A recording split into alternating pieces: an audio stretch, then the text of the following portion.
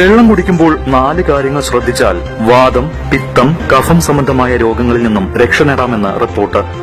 വാത, പിത്ത, കഫത്തിനെ സന്തുലിതമായി വയ്ക്കാനുള്ള 4 കാര്യങ്ങൾ മനുഷ്യൻ തന്റെ ജീവിതത്തിൽ തുടർന്നു പോവുകയാണെങ്കിൽ ആരോഗ്യത്തോടെ ജീവിക്കാനും സാധിക്കും.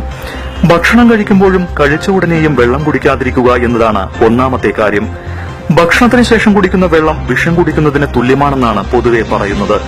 നാം കഴിക്കുന്ന ഭക്ഷണം മുഴുവൻ നമ്മുടെ ശരീരത്തിൽ ഒരു സ്ഥലത്ത് പോയി ആമാശയത്തിൽ കേന്ദ്രീകരിക്കും. നാം ഭക്ഷണം കഴിക്കാൻ തുടങ്ങുമ്പോൾ തന്നെ ആമാശയത്തിൽ അഗ്നി പ്രജ്വലിക്കും. ഇംഗ്ലീഷിൽ ഇതിനെ ഡൈജഷൻ എന്നാണ് പറയുന്നത്.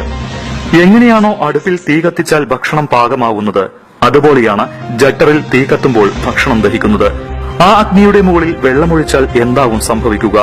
അഗ്നിയും ജലവുമായി ഒരിക്കലും ചേരില്ല. ആ വെള്ളം അഗ്നിയെ കെടുത്തും.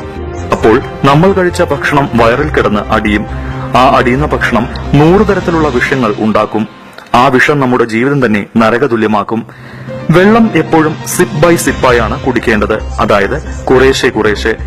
ചായ, കാപ്പി മുതലായവ കുടിക്കുന്നത് പോലെയാണ് വെള്ളം കുടിക്കേണ്ടത്. ഒറ്റയടിക്ക് വെള്ളം കുടിക്കുന്ന ശീലം തെറ്റാണ്. ജീവിതത്തിൽ എത്ര തവണ ദാഹിച്ചാലും ഐസിട്ട വെള്ളം, ഫ്രിഡ്ജിൽ വെച്ച വെള്ളം, വാട്ടർ കൂളറിലെ വെള്ളം എന്നിവ കുടിക്കാതിരിക്കണം. നിങ്ങൾക്ക് നിർബന്ധമാണെങ്കിൽ വേനൽക്കാലത്ത് മംഗലത്തിൽ വെച്ച് വെള്ളം കുടിക്കാം.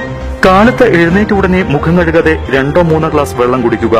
കാരണം രാവിലെ നമ്മുടെ ശരീരത്തിൽ ആസിഡിന്റെ മാത്ര വളരെ കൂടുതലായിരിക്കും. നമ്മുടെ വായിലുണ്ടാകുന്ന ഉമിനീര് നല്ല ഒരു ക്ഷാരീയ പദാർത്ഥമാണ്. ഇത് കാലത്ത് തന്നെ വെള്ളത്തിന്റെ കൂടെ വയറിലെത്തിയാൽ വയറിലെ ആസിഡിന്റെ മാത്ര നോർമലാകും. അതുകൂടാതെ ഈ വെള്ളം വൻകുടലിൽ ചെന്ന് വയറിൽ നല്ല പ്രഷർ ഉണ്ടാക്കും.